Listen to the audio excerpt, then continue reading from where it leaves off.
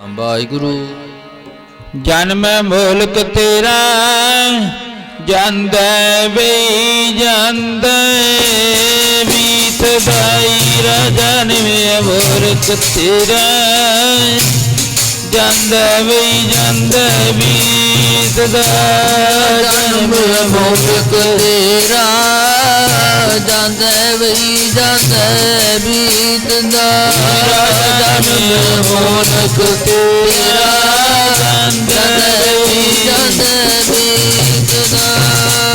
ਜਨਮ ਮੁਲਕ ਜਾਂਦੇ ਵੀ ਜਾਂਦੇ ਬੀਤਦਾ।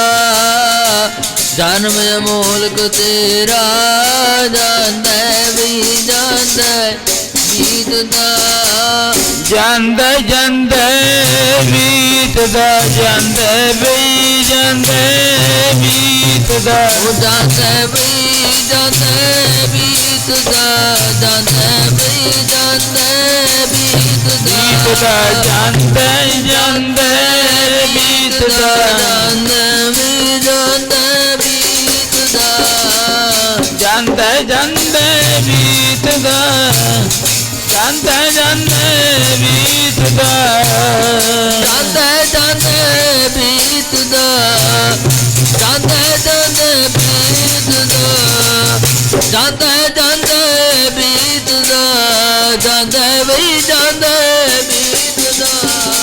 ਜਨਮ ਮੁਲਕ ਤੇਰਾ ਜਾਂਦੇ ਵੀ ਜਾਂਦੇ ਵੀ। ਹੀਰਾ ਜਨਮ ਮੁਲਕ ਤੇਰਾ ਜਾਂਦੇ ਵੀ ਜਾਂਦੇ ਬੀਤਦਾ। ਹੀਰਾ ਜਨਮ ਮੁਲਕ ਤੇਰਾ ਜਾਂਦੇ ਵੀ ਜਾਂਦੇ ਬੀਤਦਾ। ਹੀਰਾ ਜਨਮ ਮੁਲਕ ਤੇਰਾ ਜਾਂਦੇ ਵੀ ਜਾਂਦੇ ਬੋਲੋ ਬੋਲੋ ਬੀਤਦਾ। ਜਨਮ ਮੁਲਕ ਜਾਂਦੇ ਵੀ ਜਾਂਦੇ ਬੀਤਦਾ। ਹੀਰਾ ਜਨਮ ਮੁਲਕ ਤੇਰਾ ਜਾਂਦੇ ਜਾਂਦੇ ਬੀਤਦਾ। ਮਾਨਸ ਜਨਮ ਦੁਰਲਭੋ ਨਵਰ ਬਾਰ ਮਨ ਫਲ ਕੋ ਕੋਈ ਬਰ ਨਾ ਲਾਗੇ ਨਾਰੂ।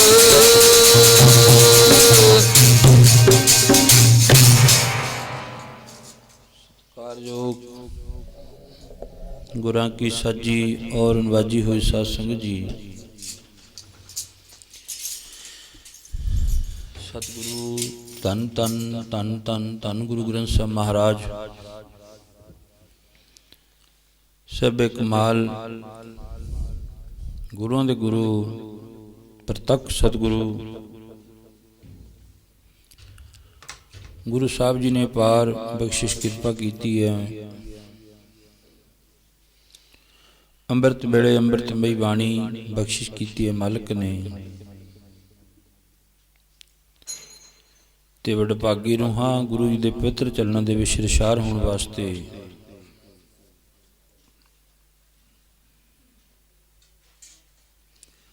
ਰੋਜ਼ਾਨਾ ਦੀ ਤਰ੍ਹਾਂ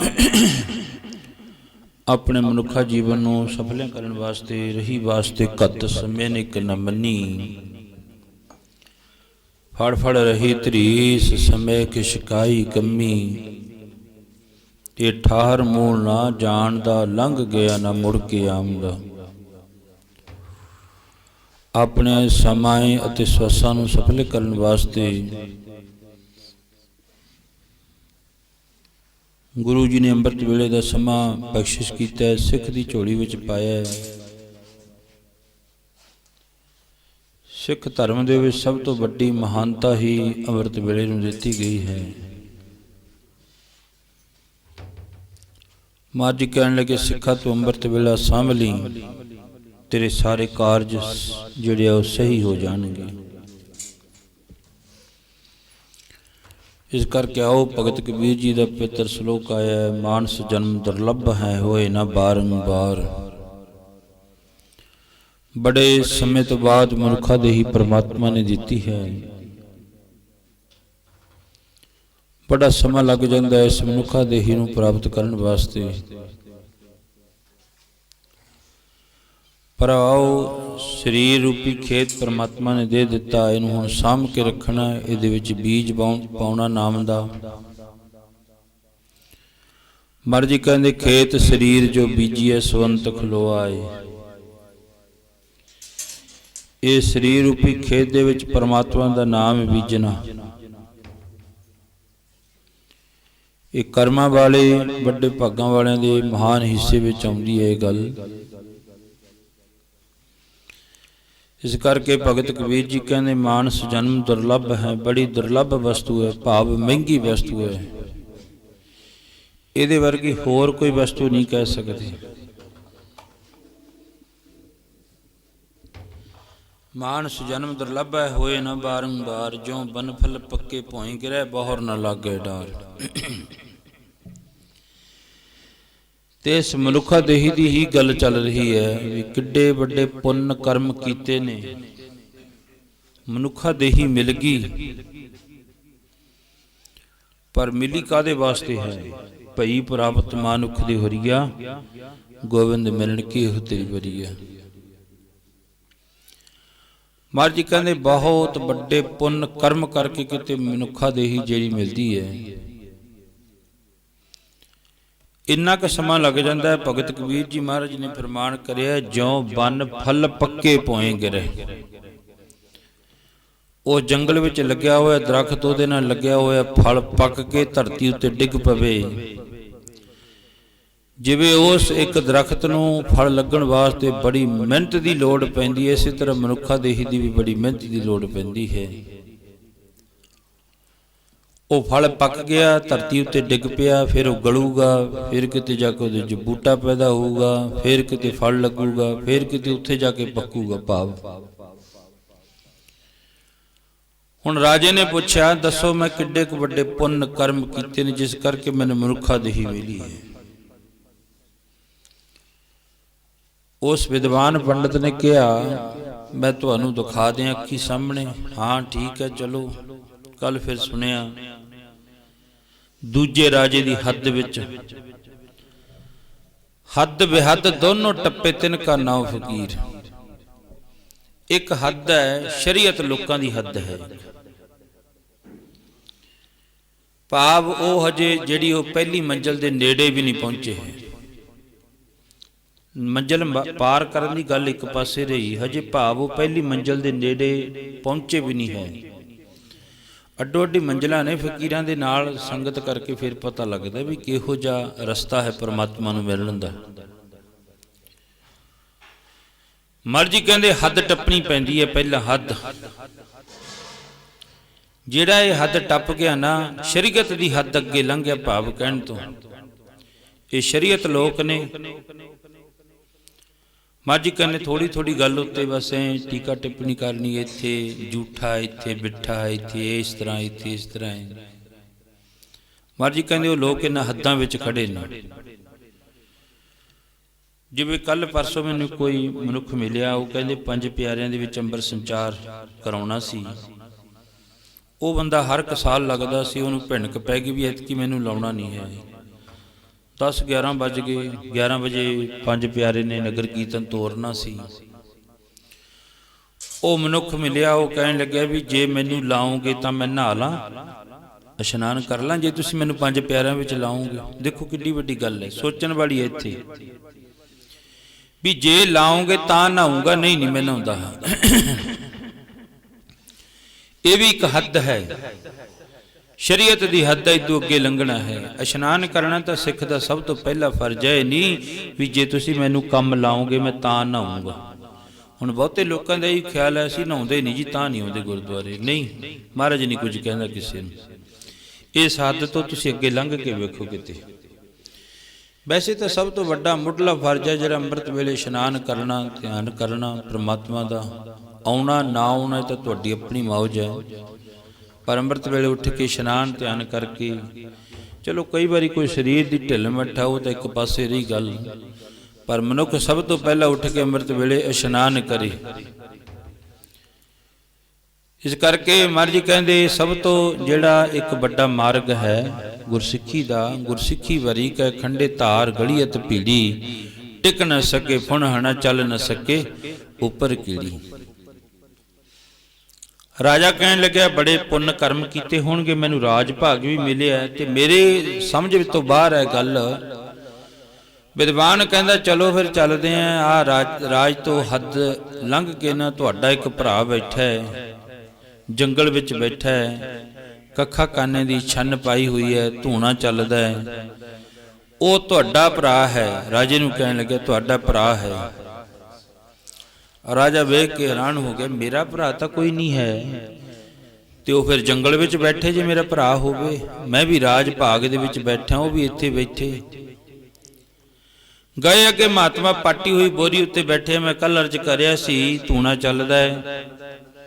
ਰਾਜਾ ਜਾ ਕੇ ਬੈਠ ਗਿਆ, ਮੱਥਾ ਟੇਕਿਆ, ਪਾਟੀ ਹੋਈ ਬੋਰੀ ਰਾਜੇ ਨੂੰ ਦੇ ਦਿੱਤੀ। ਮਹਾਤਮਾ ਨੇ ਚਿਮਟਾ ਚੁੱਕਿਆ, ਤੱਤਾ ਤੱਤਾ ਕੋਲਾ ਅੱਗ ਬਚਦਾ ਮਚਦਾ ਹੱਥ ਉੱਤੇ ਧਰਿਆ, ਫੱਕਾ ਮਾਰਿਆ ਤੇ ਪਾਣੀ ਪੀ ਲਿਆ।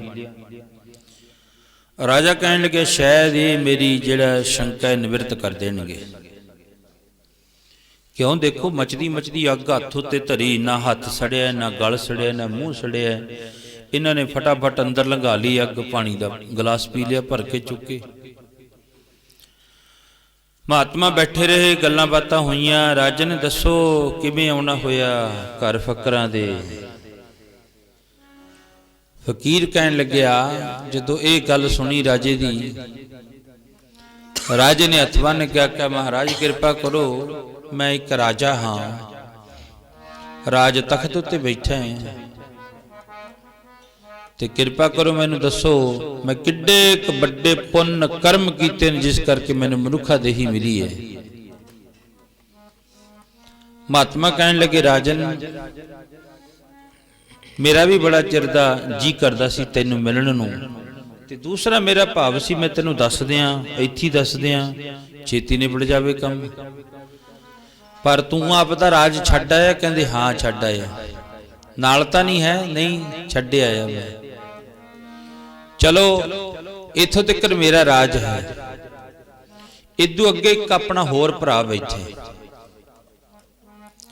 ਮੇਰੀ ਹੱਦ ਤੋਂ ਅੱਗੇ ਇੱਕ ਮੇਰਾ ਭਰਾ ਹੋਰ ਬੈਠਾ, ਤੁਹਾਡਾ ਵੀ ਭਰਾ ਹੈ ਤੇ ਮੇਰਾ ਵੀ ਭਰਾ ਹੈ, ਚਲੋ ਉਹਦੇ ਕੋਲ ਚੱਲਦੇ ਆਪਾਂ। ਰਾਜਾ ਹੈਰਾਨ ਹੋ ਗਿਆ, ਮੇਰਾ ਭਰਾ ਹੋਰ? ਇਹ ਵੀ ਕਹਿੰਦਾ ਮੈਂ ਤੇਰਾ ਭਰਾ ਹੈ। ਇੱਕ ਹੈ ਫਕਰ ਫਕੀਰ ਤੇ ਮੈਂ ਰਾਜ ਭਾਗਤ ਉੱਤੇ ਬੈਠਣ ਵਾਲਾ ਰਾਜਾ ਮਹਾਰਾਜਾ, ਮੇਰੇ ਕੋਲ ਰਾਜੇ ਮਹਾਰਾਜੇ ਆਉਂਦੇ ਨੇ, ਸੋਨੇ ਦੇ ਬਰਤਨਾਂ ਵਿੱਚ ਮੈਂ ਭੋਜਨ ਛਕਦਾ ਹਾਂ। ਤੇ ਇਹ ਕਹਿੰਦਾ ਮੈਂ ਵੀ ਤੁਹਾਡਾ ਭਰਾ ਹਾਂ। ਇੱਕ ਆਪਣਾ ਭਰਾ ਹੋਰ ਅੱਗੇ ਬੈਠਾ, ਚਲੋ ਚੱਲੀਏ ਉਹਦੇ ਕੋਲੇ। ਪਹਿਲਾਂ ਆਪਣੀ ਹੱਦ ਛੱਡ ਕੇ ਆਇਆ, ਫਿਰ ਦੂਜੀ ਹੱਦ ਵਿੱਚ ਆ ਗਿਆ, ਹੁਣ ਦੂਜੀ ਹੱਦ ਛੱਡ ਕੇ ਤੀਜੀ ਹੱਦ ਦੇ ਵਿੱਚ ਚਲਿਆ ਗਿਆ। ਬੇਹੱਦ ਟੱਪੇ ਪੀਰ, ਹੱਦ ਬੇਹੱਦ ਦੋਨੋਂ ਟੱਪੇ ਤਿਨਕਾ ਨਾਉ ਫਕੀਰ। ਕਹਿੰਦੇ ਆ ਜਾ ਇੱਕ ਆਪਣਾ ਹੋਰ ਭਰਾ, ਉਹਨੂੰ ਮਿਲਿਆ, ਉਹਨੇ ਨਾਲੇ ਤੈਨੂੰ ਸਾਹਮਣੇ ਦਿਖਾ ਦੂਗਾ। ਇਸ ਤਰ੍ਹਾਂ ਜਿਵੇਂ ਸਾਹਮਣੋਂ ਇੱਕ ਪ੍ਰਤੱਖ ਗੱਲ ਹੁੰਦੀ ਹੈ, ਤੈਨੂੰ ਇਸ ਤਰ੍ਹਾਂ ਦਿਖਾ ਦੂਗਾ ਉਹ। ਚਲੋ ਰਾਜਾ ਕਹਿਣ ਲੱਗਿਆ ਮੈਂ ਦੇਖ ਕੇ ਮੁੜੂੰਗਾ, ਰਾਜ ਗਾਓ। ਹੁਣ ਜਿੰਨਾ ਚਿਰ ਮੈਨੂੰ ਪਤਾ ਨਹੀਂ ਨਾ ਲੱਗਦਾ ਉਹਨਾਂ ਚਿਰ ਮੈਂ ਵਾਪਸ ਨਹੀਂ ਮੁੜਦਾ, ਭਾਵੇਂ ਜਿੰਨਾ ਮਰਜ਼ੀ ਧਨ ਖਰਚ ਹੋ ਜਾਵੇ, ਜਿੱਥੇ ਮਰਜ਼ੀ ਮੈਨੂੰ ਜਾਣਾ ਪਵੇ ਮੈਂ ਜਾਊਂਗਾ। ਵੀ ਮੈਂ ਕਿੱਡੇ ਕੁ ਵੱਡੇ ਪੁੰਨ ਕਰਮ ਕੀਤੇ ਨੇ। ਮਾਨਸ ਜਨਮ ਦੁਰਲਭ ਕੋ ਪਾਏ ਕੈ, ਸੰਤਨ ਕਾ ਸਤ ਸੰਗ ਕਰੋ ਰੇ। ਜੇ ਤੁਮ ਤੇ ਸਤ ਸੰਗ ਨਾ ਹੋਵਤ, ਨਾਮ ਜਪੋ ਅਰਦਾਨ ਕਰੋ ਰੇ। ਅੰਮ੍ਰਿਤ ਵੇਲੇ ਉੱਠ ਕੇ ਗੁਰੂਆਂ ਦਾ ਸੰਗਤ ਕਰੋ, ਗੁਰੂਆਂ ਦੀ ਬਾਣੀ ਪੜ੍ਹੋ, ਤੇ ਫੇਰ ਦੇਖੋ ਕੈਸਾ ਆਨੰਦ ਹੈ। ਜੇ ਤੁਮ ਤੇ ਸਤ ਸੰਗ ਨਾ ਹੋਵਤ, ਫਿਰ ਕੀ ਕਰ? ਕਹਿੰਦੇ ਜੇ ਸੰਗਤ ਨਹੀਂ ਹੁੰਦੀ, ਨਾਮ ਨਹੀਂ ਜਪ ਹੁੰਦਾ। ਜੇ ਤੁਮ ਤੇ ਸਤ ਸੰਗ ਨਾ ਹੋਵਤ, ਨਾਮ ਜਪੋ ਅਰਦਾਨ ਕਰੋ ਰੇ। ਨਾਮ ਦਾਨ ਦੋ ਨਾ ਹੋਵਤ, ਕਹਿੰਦੇ ਹੁਣ ਨਾ ਨਾਮ ਜਪਿਆ ਜਾਂਦਾ ਨਾ ਦਾਨ ਕੀਤਾ ਜਾਂਦਾ, ਫਿਰ ਕੀ ਕਰੇ? ਨਾਮ ਦਾਨ ਦੋ ਨਾ ਹੋਵਤ, ਫਿਰ ਇੱਕ ਕੰਮ ਕਰੋ ਕੀ? ਤਾਂ ਪਾਪਾਂ ਕੀ ਪੋਟ ਨਾ ਸੀਸ ਧਰੋ ਰੇ। ਕਹਿੰਦੇ ਪਾਪਾਂ ਦੀ ਬੰਨ ਕੇ ਗਠੜੀ ਆਪਣੇ ਸਿਰ ਉੱਤੇ ਨਾ ਧਰ। ਕਿਹੜੀ? ਆ ਫਲਾਣਾ ਇਹ ਕਰਦਾ, ਆ ਫਲਾਣਾ ਇਸ ਤਰ੍ਹਾਂ ਕਰਦਾ, ਇਹ ਪਾਪਾਂ ਦੀ ਗੰਢ ਹੈ। ਇੱਕ ਗਠੜੀ ਬੰਨ ਲਈ ਪਾਪਾਂ ਦੀ। ਇੱਕ ਭੌ ਲੱਥੀ ਨਹਾਤਿਆਂ ਦੋ ਭੌ ਚੜੀਏ ਸੋਰ। ਇੱਕ ਤੀਰਥ ਤੇ ਨਹਾ ਕੇ ਇੱਕ ਫਲ ਜਿਹੜਾ ਉਹ ਪ੍ਰਾਪਤ ਹੋਇਆ, ਇੱਕ ਪਾਪ ਲਾ ਦਿੱਤਾ, ਤੇ 3-4 ਹੋਰ ਇਕੱਠੇ ਕਰਕੇ ਲੈ ਗਿਆ। ਇਸ ਚੀਜ਼ ਤੋਂ ਬਚ ਜਾ। ਬਸ ਤੂੰ ਜਿਹੜਾ ਕੁਝ ਮਰਜ਼ੀ ਹੋਈ ਜਾਂਦਾ ਹੋ ਹੀ ਜਾਣ ਦੇ, ਤੈਂ ਕੀ ਲੈਣਾ। ਕਈ ਬਹੁਤ ਬੰਦੇ ਦੇਖੇ ਮੈਂ, ਇੱਕ ਦੂਸਰੇ ਦਾ ਵਜਨ ਚੱਕ, ਉਹਨਾਂ ਦੇ ਐਂ ਹੋ ਗਿਆ, ਉਹਨਾਂ ਦੇ ਐਂ ਹੋ ਗਿਆ। ਮਹਾਰਾਜ ਜੀ ਕਹਿਣ ਲੱਗੇ, ਓਏ ਤੂੰ ਕਿਉਂ ਵਜਨ ਚੁੱਕਦਾ? ਤੂੰ ਆਪਣਾ ਸ਼ਾਂਤੀ ਨਾਲ ਬੈਠ, ਇਸ ਤਰ੍ਹਾਂ ਤੇਰੇ ਤੇ ਹੀ ਤੇਰਾ ਵਜਨ ਹੀ ਬਹੁਤ ਹੈ, ਤੂੰ ਆਪਣਾ ਦੂਜਿਆਂ ਦਾ ਹੋਰ ਚੱਕੀ ਜਾਂਦਾ। ਇਹਨੂੰ ਫਿਰ ਗੁਰਬਾਣੀ ਵਿੱਚ ਵੀ ਮਹਾਰਾਜ ਜੀ ਨੇ ਬੜਾ ਸੁੰਦਰ ਫਰਮਾਨ ਕਰਿਆ। ਉਹ ਕੀ ਕਹਿੰਦੇ? ਕਹਿੰਦੇ ਇੱਕ ਤਾਂ ਆਪਣੀ ਪੰਡ ਹੁੰਦੀ ਹੈ ਆਪਣੇ ਘਰੇਲੂ ਕੰਮਾਂ ਦੀ, ਤੇ ਦੂਜੀ ਕਿਸੇ ਦੀ ਹੋਰ ਪੰਡ ਚੁੱਕ ਲਈ ਨਾਲ, ਵੀ ਉਹ ਫਲਾਣਿਆਂ ਦੇ ਇਸ ਤਰ੍ਹਾਂ ਹੋਇਆ, ਉਹਨਾਂ ਦੇ ਇਸ ਤਰ੍ਹਾਂ ਹੋ ਗਿਆ, ਉਹਨਾਂ ਨੇ ਆਹ ਕੁਝ ਕਰਤਾ, ਪੈ ਗਿਆ ਵਜਨ। ਇੱਕ ਨਹੀਂ ਦੋ ਪੰਡਾ ਹੋ ਗਿਆ। ਫਿਰ ਉਹ ਪਾਪਾ ਦੀਆਂ ਪੰਡਾ ਬੰਨ ਕੇ ਗੁਰਦੁਆਰੇ ਨੂੰ ਨਹੀਂ ਜਾਂਦਾ, ਉਹ ਸੱਚਖੰਡ ਨੂੰ ਨਹੀਂ ਜਾਂਦਾ, ਉਹ ਕਿੱਧਰ ਨੂੰ ਜਾਂਦਾ ਹੈ? ਸਾਹਿਬ ਜੀ ਨੇ ਗੁਰਬਾਣੀ ਅੰਦਰ ਫਰਮਾਨ ਕਰਤਾ। ਮਹਾਰਾਜ ਜੀ ਕਹਿੰਦੇ, ਬੰਨ ਪਾਪਾਂ ਦੀਆਂ ਪੰਡਾਂ ਚੱਲੇ ਨਰਕਾਂ ਨੂੰ ਬੰਦਾ, ਬੰਨ ਪਾਪਾਂ ਦੀਆਂ ਪੰਡਾਂ ਚੱਲੇ ਨਰਕਾਂ ਨੂੰ, ਬੰਨ ਪਾਪਾਂ ਦੀਆਂ ਪੰਡਾਂ ਚੱਲੇ ਨਰਕਾਂ ਨੂੰ ਬੰਦਾ, ਬੰਨ ਪਾਪਾਂ ਦੀਆਂ ਪੰਡਾਂ ਚੱਲੇ ਨਰਕਾਂ ਨੂੰ, ਬੰਨ ਪਾਪਾਂ ਦੀਆਂ ਪੰਡਾਂ ਚੱਲੇ ਨਰਕਾਂ ਨੂੰ ਬੰਦਾ, ਬੰਨ ਪਾਪਾਂ ਦੀਆਂ ਪੰਡਾਂ ਚੱਲੇ ਨਰਕਾਂ ਨੂੰ, ਬੰਨ ਪਾਪਾਂ ਦੀਆਂ ਪੰਡਾਂ ਚੱਲੇ ਨਰਕਾਂ ਨੂੰ, ਬੰਨ ਪਾਪਾਂ ਦੀਆਂ ਪੰਡਾਂ ਚੱਲੇ ਨਰਕਾਂ ਨੂੰ, ਬੰਨ ਪਾਪਾਂ ਦੀਆਂ ਪੰਡਾਂ ਚੱਲੇ ਨਰਕਾਂ ਨੂੰ ਬੰਦਾ, ਬੰਨ ਪਾਪਾਂ ਦੀਆਂ ਪੰਡਾਂ ਚੱਲੇ ਨਰਕਾਂ ਨੂੰ, ਬੰਨ ਪਾਪਾਂ ਦੀਆਂ ਪੰਡਾਂ ਚੱਲੇ ਨਰਕਾਂ ਨੂੰ, ਬੰਨ ਪਾਪਾਂ ਦੀਆਂ ਪੰਡਾਂ ਚੱਲੇ ਨਰਕਾਂ ਨੂੰ। ਹਾਂਜੀ ਕਹਿਣ ਲੱਗੇ, ਇੱਕ ਭਾਉ ਲੱਥੀ ਨਾਤਿਆਂ, ਦੋ ਭਾਉ ਚੜੀਏ ਸਹੋਰ, ਨਾਵਣ ਚੱਲੇ ਤੀਰਥੀ। ਕਹਿੰਦੇ ਜੇ ਕੰਮ ਨਹੀਂ ਹੁੰਦਾ, ਨਾਮ ਦਾਨ ਦੋ ਨਾ ਹੋਵਤ, ਨਾ ਤਾਂ ਨਾਮ ਜਪੜ ਹੁੰਦਾ ਤੇ ਨਾ ਹੁਣ ਜਿਹੜਾ ਨਾ ਉਹ ਤੇਥੋਂ ਦਾਨ ਕਰ, ਦਾਨ ਕਰਨਾ ਵੀ ਔਖਾ ਬਹੁਤ ਹੈ। ਤੇ ਮਹਾਰਾਜ ਜੀ ਕਹਿੰਦੇ ਦੋਨੋਂ ਹੀ ਕੰਮ ਛੱਡ ਦੇ, ਨਾਮ ਦਾਨ ਦੋ ਨਾ ਹੋਵਤ। ਕਹਿੰਦੇ ਨਾਮ ਨਹੀਂ ਜਪ ਹੁੰਦਾ ਤੇ ਦਾਨ ਨਹੀਂ ਕਰ ਹੁੰਦਾ, ਫਿਰ ਬਹਿ ਜਾ ਘਰ ਦੇ ਵਿੱਚ। ਨਾਮ ਦਾਨ ਦੋ ਨਾ ਹੋਵਤ, ਪਾਪਾਂ ਕੀ ਪੋਟ ਨਾ ਸੀਸ ਧਰੋ ਰੇ। ਦੇਖੋ ਕਿੰਨਾ ਸੁਖੈਨ ਢੰਗ ਦੱਸਦੇ ਨੇ ਮਹਾਰਾਜ। ਕਹਿੰਦੇ ਨਾ ਤਾਂ ਦਾਨ ਹੁੰਦਾ ਨਾ ਜਿਹੜਾ ਉਹ ਪੁੰਨ ਹੁੰਦਾ, ਤੇ ਬਸ ਫਿਰ ਇੱਕੋ ਹੀ ਕੰਮ ਕਰੀ ਜਾਂਦਾ ਹੈ। ਉਹ ਨਾ ਜਿਵੇਂ ਭਗਤ ਕਬੀਰ ਜੀ ਮਹਾਰਾਜ ਬੈਠੇ ਬੈਠੇ ਰੋਣ ਲੱਗ ਪਏ। ਮਾਤਾ ਜੀ ਪੁੱਛਦੇ ਨੇ, ਭਗਤ ਜੀ ਕਿਉਂ ਰੋਂਦੇ ਹੋ? ਕਹਿੰਦੇ ਸਾਡੇ ਗਵਾਂਢ ਵਿੱਚ ਇੱਕ ਸੂਰ ਸੀ, ਉਹ ਮਰ ਗਿਆ। ਮਾਤਾ ਜੀ ਕਹਿਣ ਲੱਗੇ, ਕਿਹੋ ਜੀ ਗੱਲ ਕਰੀਏ? ਕਹਿੰਦੇ ਮਾਤਾ ਉਹ ਨਾ ਸਾਡੀਆਂ ਗਲੀਆਂ ਦੇ ਵਿੱਚੋਂ ਗੰਦ ਸਾਫ਼ ਕਰ ਦਿੰਦਾ ਸੀ, ਗੰਦ। ਮਾਤਾ ਜੀ ਕਹਿਣ ਲੱਗੇ ਕਿਹੜੀ ਗੱਲ ਹੈ? ਤਾਂ ਅਸੀਂ ਆਪੀ ਕਰ ਦਿਆ ਕਰਾਂਗੇ, ਇਹ ਕੋਈ ਬੜੀ ਵੱਡੀ ਗੱਲ ਨਹੀਂ। ਨਹੀਂ ਮਾਤਾ ਜੀ ਉਹ ਗੱਲ ਨਹੀਂ ਹੈ। ਮੇਰੀ ਮਾਤਾ ਨੇ ਜਦੋਂ ਮੇਰਾ ਜਨਮ ਹੋਇਆ ਤੇ ਤੁਸੀਂ ਮੇਰਾ ਹੱਥ ਨਾਲ ਗੰਦ ਸਾਫ਼ ਕੀਤਾ, ਹੱਥ ਨਾਲ। ਤੇ ਮਨਮੁਖ ਲੋਕ ਕਾਦੇ ਨਾਲ? ਮੂੰਹ ਨਾਲ ਗੰਦ ਸਾਫ਼ ਕਰਦੇ ਨੇ। ਉਹ ਕਿਹੜਾ ਗੰਦ ਹੈ? ਉਹ ਹੈ ਜਿਹੜੀ ਸਾਡੇ ਅੰਦਰ ਵਿਸ਼ੇ ਵਿਕਾਰ ਨੇ, ਉਹਨਾਂ ਦੀ ਭਾਵ ਨਿੰਦਾ ਚੁਗਲੀ ਕਰ ਕਰਕੇ ਅਣਹੋਂਦ ਦਾ ਭਾਰ ਨਿੰਦਕ ਸਿਰ ਧਰੇ। ਤੇ ਵਿਦਵਾਨ ਲਿਖਦਾ ਫਿਰ ਪਿਆਰ ਵਿੱਚ ਆ ਕੇ, ਨਾਮ ਦਾਨ ਦੋ ਨਾ ਹੋਵਤ, ਤਾ ਪਾਪਾਂ ਕੀ ਪੋਟ ਨਾ ਸੀਸ ਧਰੋ ਰੇ। ਕਹਿੰਦੇ ਚੱਲ ਫਿਰ ਇਉਂ ਕਰ, ਨਾ ਤੇਥੋਂ ਨਾਮ ਜਪ ਹੁੰਦਾ ਨਾ ਦਾਨ ਕਰ ਹੁੰਦਾ, ਇੱਕੋ ਹੀ ਕੰਮ ਕਰ ਦੇ, ਇਹਨਾਂ ਪਾਪਾਂ ਤੋਂ ਬਚ ਜਾ। ਕਿਸੇ ਦਾ ਵੀ ਆਪਣੇ ਸਿਰ ਤੇ ਵਜਨ ਨਾ ਰੱਖ। ਜਦੋਂ ਤੂੰ ਕਿਸੇ ਦਾ ਵਜਨ ਚੁੱਕੇਗਾ ਤੇਰੇ ਦਿਮਾਗ ਉੱਤੇ ਟੈਨਸ਼ਨ ਪੈ ਜਾਊਗੀ, ਤੈਨੂੰ ਅਟੈਕ ਹੋ ਜਾਊਗਾ। ਇਹ ਛੱਡ ਦੇ ਵਜਨ, ਤੂੰ ਜਮਾ ਲਾ ਦੇ, ਐ ਸੁਰਖਰੂ ਹੋ ਕੇ ਬਹਿ ਜਾ। ਨਾਮ ਦਾਨ ਦੋ ਨਾ ਹੋਵਤ, ਪਾਪਾਂ ਕੀ ਪੋਟ ਨਾ ਸੀਸ ਧਰੋ ਰੇ। ਜੇਕਰ ਪਾਪਾਂ ਤੇ ਨਾਹੀਂ ਬਚੈ, ਮਹਾਰਾਜ ਜੀ ਕਹਿੰਦੇ ਨਹੀਂ ਬਚਿਆ ਜਾਂਦਾ ਪਾਪਾਂ ਤੋਂ। ਕਹਿੰਦਾ ਜੀ ਬਹੁਤ ਔਖਾ ਹੋ ਜਾਊਗਾ ਜੇ ਮੈਂ ਕਿਸੇ ਦੀ ਨਾ ਨਿੰਦਿਆ ਕਰੀ, ਨਾ ਚੁਗਲੀ ਕਰੀ, ਮੈਨੂੰ ਤਾਂ ਬਹੁਤ ਔਖਾ ਹੋ ਜਾਊਗਾ। ਕਹਿੰਦੇ ਫਿਰ ਇਸ ਤਰ੍ਹਾਂ ਕਰ, ਜੇ ਤੇਥੋਂ ਇਹ ਕੁਛ ਨਹੀਂ ਨਾ ਕਰ ਹੁੰਦਾ, ਨਹੀਂ ਛੱਡ ਹੁੰਦਾ, ਫਿਰ ਇੱਕੋ ਹੀ ਕੰਮ ਕਰ, ਨਾਮ ਦਾਨ ਦੋ ਨਾ ਹੋਵਤ, ਪਾਪਾਂ ਕੀ ਪੋਟ ਨਸੀਸ ਧਰੋ। ਜੇਕਰ ਪਾਪਾਂ ਤੇ ਨਾ ਹੀ ਬਚਾ, ਇਸ ਜੀਵਨ ਤੇ ਮਰ ਜਾਣ ਭਲੋਰੇ। ਕਹਿੰਦੇ ਛੱਡ ਪਰਾਂ ਸਰੀਰ, ਫਿਰ ਤੂੰ ਐਵੇਂ ਵਜਨ ਚੁੱਕੀ ਫਿਰਦਾ ਹੈ। ਮਹਾਰਾਜ ਜੀ ਕਹਿੰਦੇ ਔਖਾ ਬਹੁਤ ਹੈ। ਇਹਨੂੰ ਕੀ ਕਹਿੰਦੇ? ਵਿਸਰ ਗਈ ਸਭ ਤਾਤ ਪਰਾਈ, ਜਬ ਤੇ ਸਾਧ ਸੰਗਤ ਮੋਹੇ ਪਾਈ। ਨਾ ਕੋ ਬੈਰੀ ਨਾਹੇ ਬਗਾਨਾ, ਸਗਲ ਸੰਗ ਹਮਕੋ ਬਣਾਈ। ਇਹ ਤਾਤ ਪਰਾਈ ਛੱਡਣੀ ਬਹੁਤ ਔਖੀ ਹੈ। ਰਾਜੇ ਨੂੰ ਕਹਿੰਦੇ ਚੱਲ ਵੀ ਅੱਗੇ ਆਪਣੇ ਭਰਾ ਨੂੰ ਮਿਲ ਕੇ ਆਈਏ। ਹੁਣ ਤੀਜੀ ਹੱਦ ਟੱਪ ਗਿਆ ਰਾਜਾ। ਮਹਾਤਮਾ ਦੂਜੀ ਹੱਦ ਟੱਪੇ ਨੇ, ਰਾਜੇ ਨੂੰ ਤੀਜੀ ਹੱਦ ਟਪਾ ਦਿੱਤਾ। ਸ਼ਰੀਅਤ ਦੀ ਹੱਦ ਟਪਾ ਦਿੱਤੀ। ਸ਼ਰੀਅਤ ਜਦੋਂ ਅੱਗੇ ਤੀਸਰੀ ਹੱਦ ਵਿੱਚ ਚਲੇ ਗਏ, ਉੱਥੇ ਵੀ ਇਸੇ ਤਰ੍ਹਾਂ ਜੰਗਲ ਆ ਇੱਕ ਬਹੁਤ ਵੱਡਾ, ਉਹਦੇ ਵਿਚਾਲੇ ਸਾਧ ਬੈਠਾ ਹੈ, ਧੂਣਾ ਲੱਗਿਆ ਹੋਇਆ, ਆਪਣੀ ਮੌਜ ਵਿੱਚ ਬੈਠਾ, ਆਪਣੀ ਮਸਤੀ ਵਿੱਚ ਬੈਠਾ ਹੈ। ਉਹ ਵੀ ਬੋਰੀ ਵਿਛਾਈ ਹੋਈ ਹੈ, ਧੂਣਾ ਚੱਲਦਾ ਉਹਦੇ ਅੱਗੇ ਵੀ ਇਸ ਤਰ੍ਹਾਂ ਆਪਣੀ ਮਸਤੀ ਵਿੱਚ ਬੈਠਾ ਹੈ। ਇਹ ਮਸਤੀ ਬਹੁਤ ਔਖੀ ਹੈ।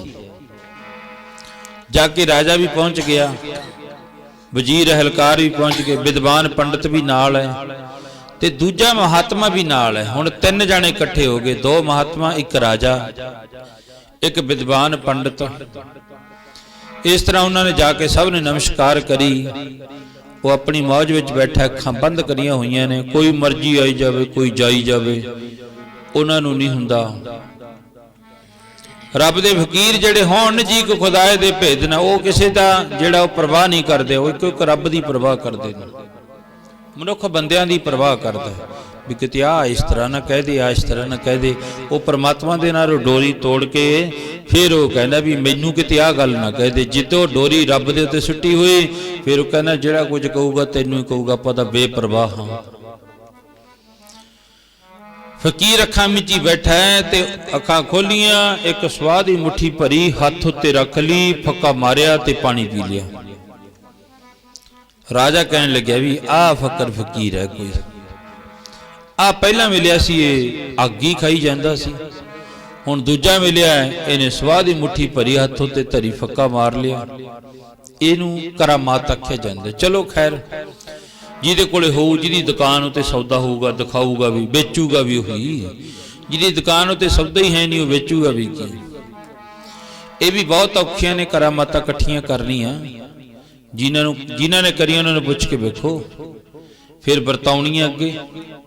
ਕਿਸੇ ਦੇ ਭਲੇ ਵਾਸਤੇ ਵਰਤਾ ਦੇਣੀ ਚੰਗੀ ਗੱਲ ਹੈ, ਜਿਹਦੇ ਵਿੱਚ ਕਿਸੇ ਦਾ ਭਲਾ ਹੋ ਜਾਵੇ। ਕਰਾਮਾਤ ਲਿਆਉਣੀ ਚੰਗੀ ਗੱਲ ਹੈ। ਨਾਮ ਜਪ ਜਪ ਕੇ, ਜਦੋਂ ਪਰਮਾਤਮਾ ਦਾ ਨਾਮ ਜਪੋਗੇ, ਪਹਿਲੀ ਸਟੇਜ ਹੈ ਕਰਾਮਾਤਾਂ ਆ ਜਾਣਗੀਆਂ। ਛੋਟੀਆਂ ਛੋਟੀਆਂ ਇਹਨਾਂ ਕਰਾਮਾਤਾਂ ਜ਼ਰੂਰ ਆ ਜਾਣਗੀਆਂ। ਰਿੱਧ ਸਿੱਧ ਨਾਵੇ ਕੀ ਦੱਸੀ, ਕਹਿੰਦੇ ਤੁਸੀਂ ਪਰਮਾਤਮਾ ਦਾ ਨਾਮ ਜਪ ਕੇ ਦੇਖੋ, ਇੱਕ ਰਿੱਧੀ ਹੈ, ਇੱਕ ਸਿੱਧੀ ਹੈ। ਸਿੱਧੀ ਕੋਈ ਵੀ ਵਚਨ ਕਰ ਦਿੱਤਾ ਉਹਦੀ ਗੱਲ ਪੂਰੀ ਹੋ ਜਾਂਦੀ ਹੈ। ਕੋਈ ਵੀ ਕਹਤਾ ਲਓ ਜੀ ਆਪਾਂ ਅਰਦਾਸ ਕਰ ਦਿੰਦੇ ਹਾਂ ਤੁਹਾਡੀ ਪੂਰੀ ਹੋ ਜਾਣੀ ਹੈ। ਪਰਮਾਤਮਾ ਨੇ ਕਰਨੀ ਤਾਂ ਰੱਬ ਨੇ ਪੂਰੀ ਹੈ, ਪਰ ਪਰਮਾਤਮਾ ਦੇ ਅੱਗੇ ਖੜ ਕੇ ਕਿਸੇ ਨੇ ਚੰਗੇ ਹਿਰਦੇ ਵਾਲੇ ਨੇ ਅਰਦਾਸ ਕਰ ਦਿੱਤੀ, ਉਹਦੀ ਅਰਦਾਸ ਪੂਰੀ ਹੋ ਜਾਂਦੀ ਹੈ। ਇੱਕ ਸਿੱਧੀ, ਇੱਕ ਰਿੱਧੀ। ਇਹ ਰੱਬ ਦੇ ਫਕੀਰਾਂ ਕੋਲੇ, ਨਾਮ ਜਪਣ ਵਾਲਿਆਂ ਕੋਲੇ ਹੁੰਦੀ ਹੈ। ਹੁਣ ਸਵਾਹ ਖਾ ਕੇ ਮਹਾਤਮਾ ਨੇ ਇਸ ਤਰ੍ਹਾਂ ਨੇਤਰ ਪ੍ਰਕਾਸ਼ ਕੀਆ। ਗੁਰਦੇਵ ਅੱਖਾਂ ਖੋਲ ਕੇ ਦੇਖੀਆਂ, ਰਾਜਾ ਬੈਠਾ ਸਾਹਮਣੇ, ਇੱਕ ਮਹਾਤਮਾ ਬੈਠੇ ਨੇ, ਇੱਕ ਵਿਦਵਾਨ ਪੰਡਤ ਬੈਠਾ ਹੈ, ਹੋਰ ਵਜ਼ੀਰ ਬੈਠੀ ਹੈ, ਫੌਜ ਬੈਠੀ ਹੈ ਨਾਲ। ਮਹਾਤਮਾ ਕਹਿਣ ਲੱਗੇ, ਉਹ ਰਾਜਨ ਦੱਸ ਕਿਵੇਂ ਆਏ? ਬੇਪਰਵਾਹ। ਦੱਸ ਕਿਵੇਂ ਆਉਣਾ ਹੋਇਆ ਤੇਰਾ? ਮਹਾਤਮਾ ਨੇ ਅਗਲੇ ਨੇ ਬੇਨਤੀ ਕਰੀ, ਆ ਰਾਜਾ ਆਇਆ ਤੁਹਾਨੂੰ ਮਿਲਣ ਵਾਸਤੇ, ਤੁਹਾਡੇ ਦਰਸ਼ਨ ਕਰਨ ਵਾਸਤੇ। ਇਹਦਾ ਸਵਾਲ ਕੀ ਹੈ? ਇਹਦਾ ਸਵਾਲ ਇਹ ਹੈ, ਮੈਂ ਕਿੱਡੇ ਕੁ ਵੱਡੇ ਪੁੰਨ ਕਰਮ ਕੀਤੇ ਨੇ ਜਿਸ ਕਰਕੇ ਮੈਨੂੰ ਮਨੁੱਖਾ ਦੇਹੀ ਮਿਲੀ ਹੈ। ਮਹਾਤਮਾ ਹੱਥ ਤੇ ਹੱਥ ਮਾਰ ਕੇ ਉੱਚੀ ਉੱਚੀ ਹੱਸਣ ਲੱਗ ਪਏ। ਰਾਜਨ ਦੱਸਦਾ ਹੁਣੀ? ਕਹਿੰਦਾ ਜੀ ਹਾਂ, ਆਏ ਹੀ ਇਸੇ ਕਰਕੇ, ਕਿਰਪਾ ਕਰ ਦਿਓ ਮੈਨੂੰ ਦੱਸ ਦਿਓ। ਦੱਸ ਦਿੰਦਾ ਮੈਂ ਤੈਨੂੰ ਰਾਜਨ, ਪਰ ਗੱਲ ਇਹ ਹੈ ਵੀ ਤੈਂ ਸ਼ਾਇਦ ਮੰਨਣੀ ਹੈ, ਪਤਾ ਨਹੀਂ ਮੰਨਣੀ। ਮੇਰਾ ਐ ਵੀ ਤੈਨੂੰ ਵੀ ਐ ਸਾਹਮਣੇ ਪ੍ਰਤੱਖ ਹੀ ਦਿਖਾ ਦਿਆਂ। ਰਾਜਾ ਕਹਿਣ ਲੱਗਿਆ ਪਤਾ ਨਹੀਂ ਕਦੋਂ ਦਿਖਾਉਣਗੇ। ਇਹ ਵੀ ਕਹਿੰਦਾ ਪ੍ਰਤੱਖ ਦਿਖਾ ਦਿਆਂ, ਪਹਿਲਾਂ ਵਾਲਾ ਵੀ ਕਹਿੰਦਾ ਸੀ ਪ੍ਰਤੱਖ ਦਿਖਾ ਦਿਆਂ, ਪਤਾ ਨਹੀਂ ਕਦੋਂ ਦਿਖਾਉਣਗੇ। ਰਾਜਨ ਹਜੇ ਤੂੰ ਹੱਦ ਦੇ ਵਿੱਚ ਫਿਰਦਾ, ਹਜੇ ਵੀ। ਜਿੰਨਾ ਚਿਰ ਤੇਰੇ ਅਗਿਆਨ ਦਾ ਮੋਤੀਆ ਉਤਰਿਆ ਹੋਇਆ ਨਾ, ਅਗਿਆਨ ਅੰਧੇਰ ਵਿਨਾਸ਼ ਹਰ ਕਿਰਪਾ ਤੇ ਸੰਤ ਭੇਟਿਆ ਨਾਨਕ ਮਨ ਪ੍ਰਗਾਸ। ਕਹਿੰਦੇ ਜਿੰਨਾ ਚਿਰ ਤੇਰੇ ਆ ਅਗਿਆਨ ਦਾ ਮੋਤੀਆ ਪਾਸੇ ਨਹੀਂ ਹੁੰਦਾ ਨਾ, ਗਿਆਨ ਦਾ ਸੁਰਮਾ ਜਦੋਂ ਤੈਂ ਪਾ ਲਿਆ ਤੇ ਫੇਰ ਸਮਝ ਲਈ ਤੇਰੇ ਕੋਲ ਹੀ ਹੈ ਪ੍ਰਮਾਤਮਾ, ਤੇ ਇੱਥੋਂ ਦੂਰ ਤੈਨੂੰ ਸਮਝ ਲੱਗ ਜਾਣੀ ਹੈ। ਇਹ ਵੀ ਇੱਕ ਬਸ ਥੋੜਾ ਜਿਹਾ ਸਵਾਲ ਹੈ, ਬਾਹਲੀ ਵੱਡੀ ਗੱਲ ਨਹੀਂ ਰਾਜਨ।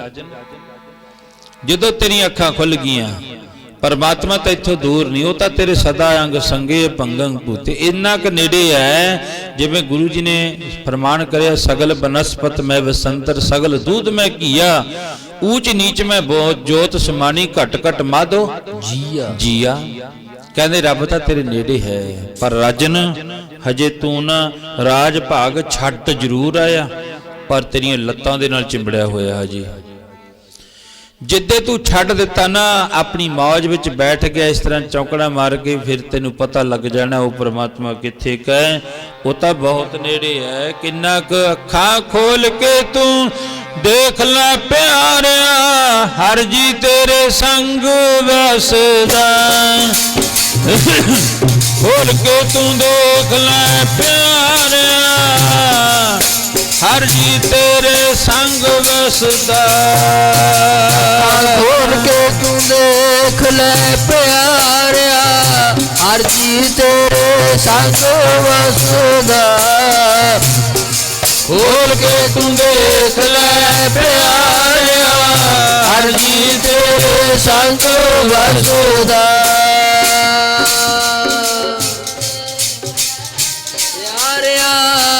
ਹਰ ਜੀ ਤੇਰੇ ਸੰਗ ਵਸਦਾ। ਅੱਖਾਂ ਖੋਲ ਕੇ ਤੂੰ ਦੇਖ ਲੈ ਪਿਆਰਿਆ, ਹਰ ਜੀ ਤੇਰੇ ਸੰਗ ਵਸਦਾ। ਹਾਂ ਖੋਲ ਕੇ ਤੂੰ ਦੇਖ ਲੈ ਪਿਆਰਿਆ, ਹਰ ਜੀ ਤੇਰੇ ਸੰਗ ਵਸਦਾ। ਅੱਖਾਂ ਖੋਲ ਕੇ ਤੂੰ ਦੇਖ ਲੈ ਪਿਆਰਿਆ, ਹਰ ਜੀ ਤੇਰੇ ਸੰਗ ਵਸਦਾ। ਅੱਖਾਂ ਖੋਲ ਕੇ ਤੂੰ ਦੇਖ ਲੈ ਪਿਆਰਿਆ, ਹਰ ਜੀ ਤੇਰੇ ਸੰਗ ਵਸਦਾ। ਅੱਖਾਂ ਖੋਲ ਕੇ ਤੂੰ ਵੇਖ ਲੈ ਪਿਆਰਿਆ, ਹਰ ਜੀ ਤੇਰੇ ਸੰਗ ਵਸਦਾ। ਖੋਲ ਕੇ ਤੂੰ ਦੇਖ ਲੈ ਪਿਆਰਿਆ, ਹਰ ਜੀ ਤੇਰੇ ਸੰਗ ਵਸਦਾ।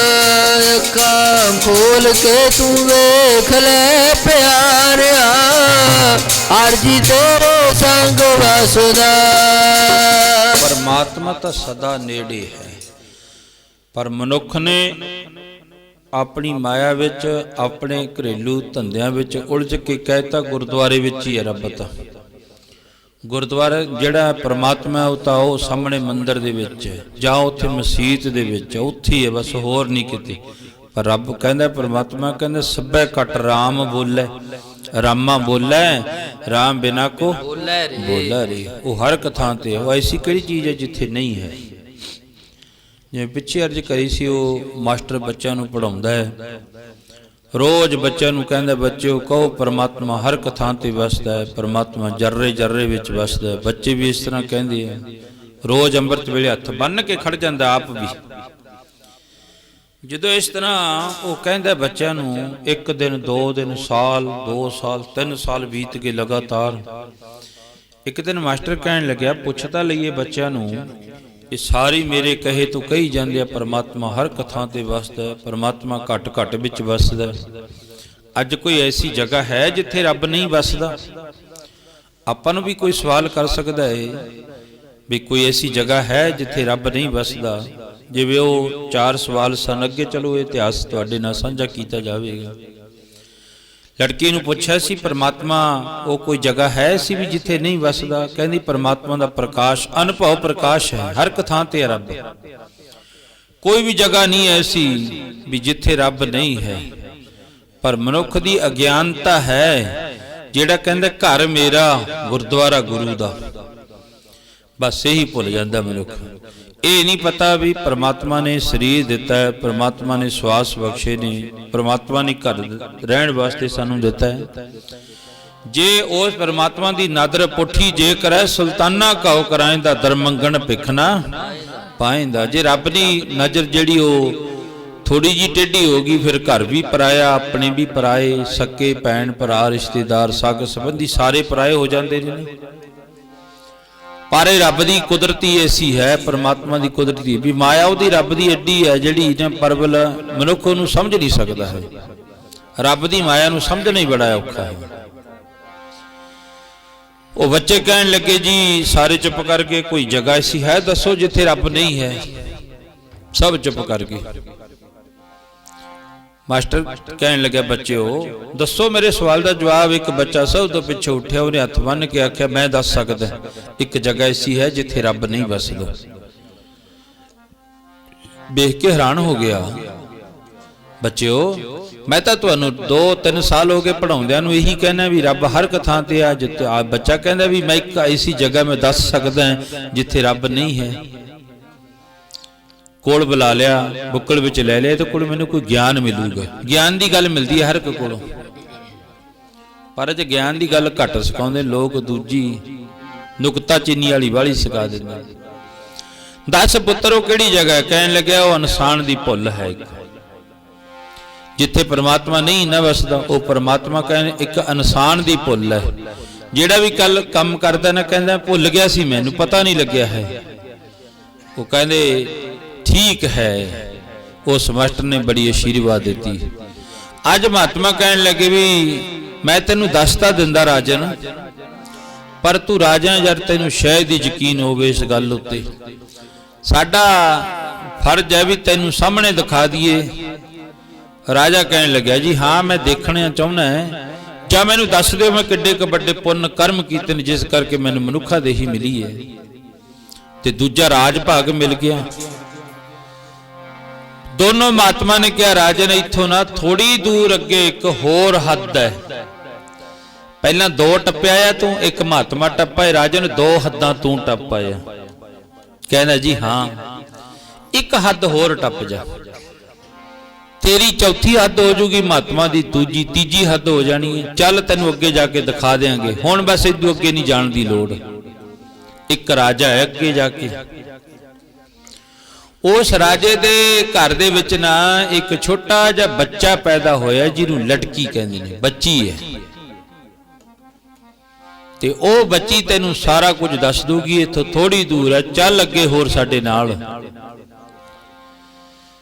ਮਹਾਤਮਾ ਬੈਠ ਗਏ ਰੱਥ ਵਿੱਚ, ਦੋਨੋਂ ਰਾਜਾ ਬੈਠ ਗਿਆ, ਅੱਗੇ ਨੂੰ ਚਾਲੇ ਪਾ ਦਿੱਤੇ। ਚਲੋ ਫਿਰ ਤੇਰੇ ਸਵਾਲ ਦਾ ਜਵਾਬ ਹੁਣ ਕੱਢ ਕੇ ਫੇਰ ਹੀ ਮੁੜਾਂਗੇ।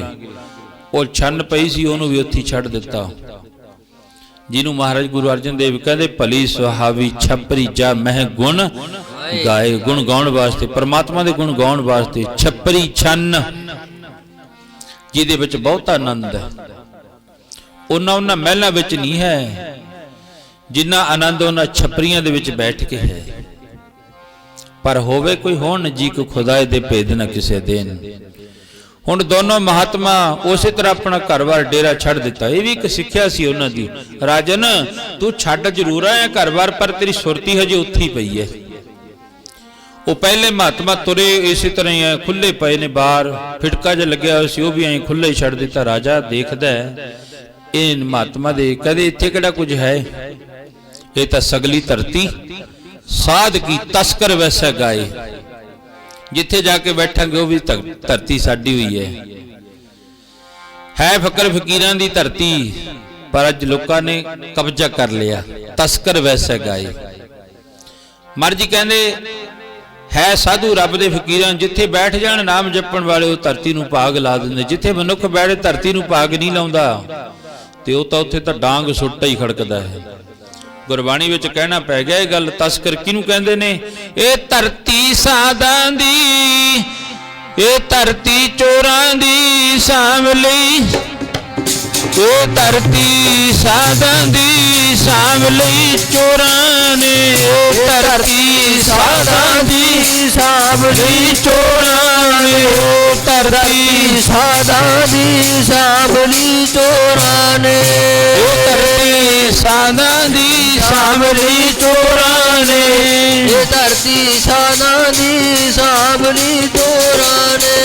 ਇਹ ਧਰਤੀ ਸਾਧਾਂ ਦੀ ਜੀ, ਇਹ ਧਰਤੀ ਸਾਧਾਂ ਦੀ ਸਾਂਵਲੀ ਚੋਰਾਂ ਨੇ। ਇਹ ਧਰਤੀ ਸਾਧਾਂ ਦੀ ਸਾਂਵਲੀ ਚੋਰਾਂ ਨੇ। ਧਰਤੀ ਸਾਧਾਂ ਦੀ ਸਾਂਵਲੀ ਚੋਰਾਂ ਨੇ। ਇਹ ਧਰਤੀ ਸਾਧਾਂ ਦੀ ਸਾਂਵਲੀ ਚੋਰਾਂ ਨੇ ਸਾਂਭਲੀ ਚੋਰਾਂ ਨੇ ਧਰਤੀ ਸਦਾ ਦੀ ਸਾਂਭਲੀ ਚੋਰਾਂ ਨੇ ਤਸ ਕਰ ਵੈਸੈ ਗਾਏ ਧਰਤੀ ਭਾਰ ਨਾ ਵਿਆਪੀ ਉਨ ਕੋ ਲਾਹੂ ਲਾਹੇ। ਫਕੀਰ ਇਸੇ ਤਰ੍ਹਾਂ ਛੱਡ ਕੇ ਤੁਰ ਗਏ। ਕਹਿੰਦੇ ਰਾਜਨ ਬਸ ਆਹੀ ਫਰਕ ਹੈ, ਤੈਨੂੰ ਜਿਹੜੇ ਨੇ ਦੂਜੀ ਤੀਜੀ ਚੌਥੀ ਹੱਦ ਲੰਘਾ ਕੇ ਲਿਜਾਨੇ ਆ, ਇਹ ਵੀ ਇੱਕ ਤੇਰਾ ਗਿਆਨ ਦਾ ਸਾਗਰ ਹੈ। ਤੈਨੂੰ ਸਮਝਾਉਂਦੇ ਜਾਂਦੇ ਆ ਵੀ ਦੇਖੋ ਆ ਮਹਾਤਮਾ ਨੇ ਵੀ ਛੱਡ ਦਿੱਤਾ ਘਰ, ਚੱਲ ਚੱਲੀ ਅੱਗੇ ਆਪੀ ਦੇ ਦੂਗਾ ਪਰਮਾਤਮਾ, ਪ੍ਰਭ ਡੋਰੀ ਹਾਥ ਤੁਮਾਰੇ।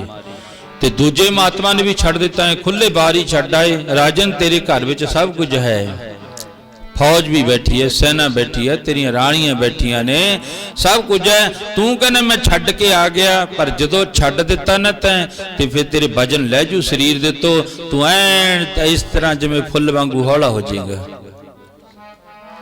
ਚੱਲ ਫਿਰ ਤੈਨੂੰ ਅੱਗੇ ਹੁਣ ਤੀਸਰੀ ਹੱਦ, ਰਾਜੇ ਦੀ ਤੀਸਰੀ ਹੱਦ ਦੇ ਵਿੱਚ ਅੱਗੇ ਮਹਾਤਮਾ ਤੇ ਉਹ ਰਾਜਾ ਪ੍ਰਵੇਸ਼ ਕਰ ਗਏ। ਲੈ ਤੈਨੂੰ ਹੁਣ ਇੱਥੋਂ ਅੱਗੇ ਸਾਰਾ ਗਿਆਨ ਜਿਹੜਾ ਨਾ ਰਾਜਨ ਉਹ ਪ੍ਰਾਪਤ ਹੋ ਜਾਣਾ ਹੈ।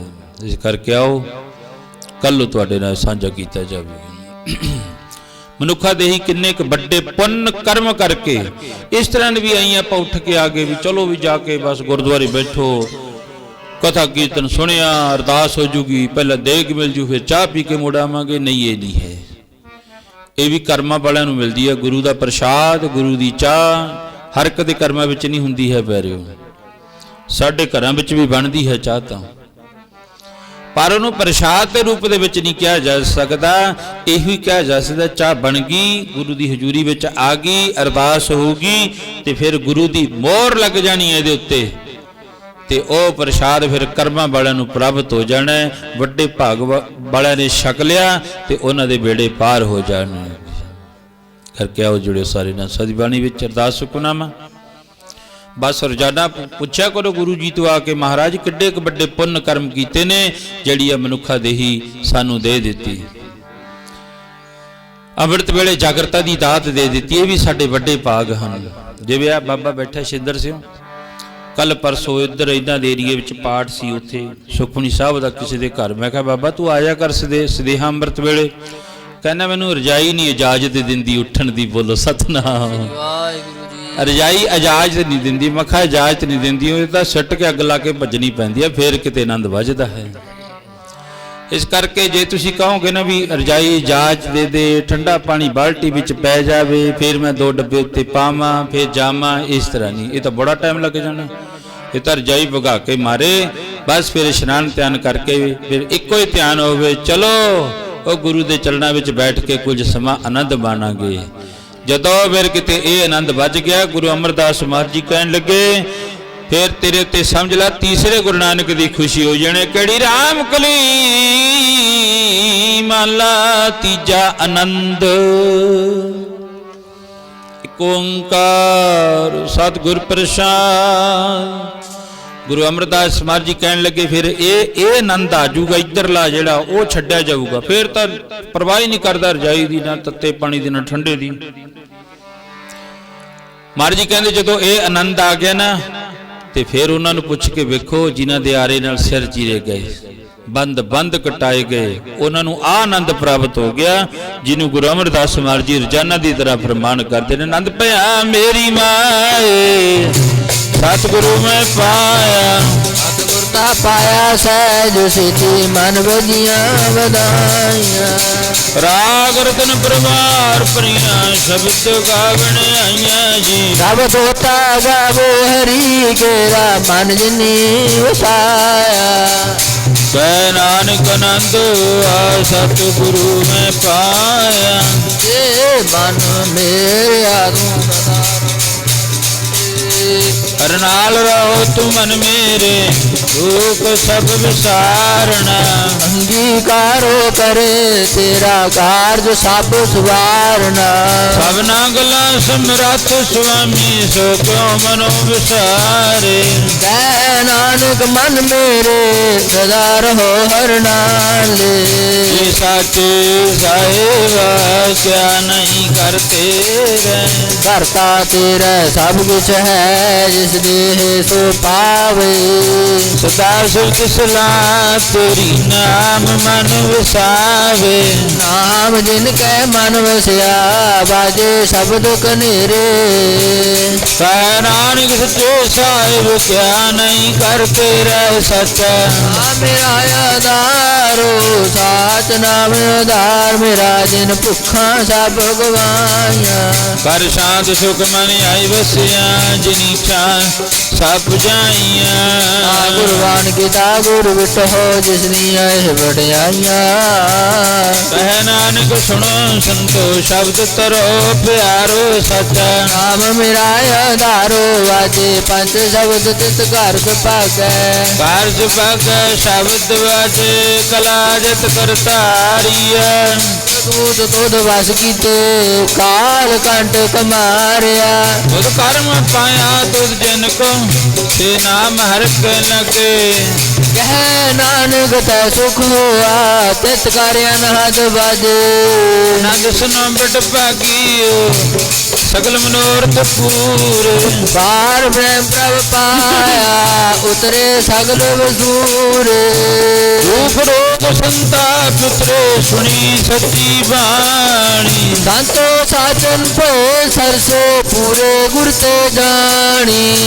ਸੁਣਤੇ ਪ੍ਰੀਤ ਕਹਤੇ ਪੁੱਤ ਸਤਿਗੁਰ ਆ ਭਰਪੂਰ। ਗੁਰ ਚਰਨ ਲਾਗੇ ਬਾਜੇ ਅਨਹਦ ਪੂਰੇ। ਵਾਹਿਗੁਰੂ ਜੀ ਕਾ ਖਾਲਸਾ ਵਾਹਿਗੁਰੂ ਜੀ ਕੀ ਫਤਿਹ ਫਤਿਹ। ਵਾਹਿਗੁਰੂ ਜੀ ਕਾ ਖਾਲਸਾ ਵਾਹਿਗੁਰੂ ਜੀ ਕੀ ਫਤਿਹ। ਤੁਧੇ ਆਗ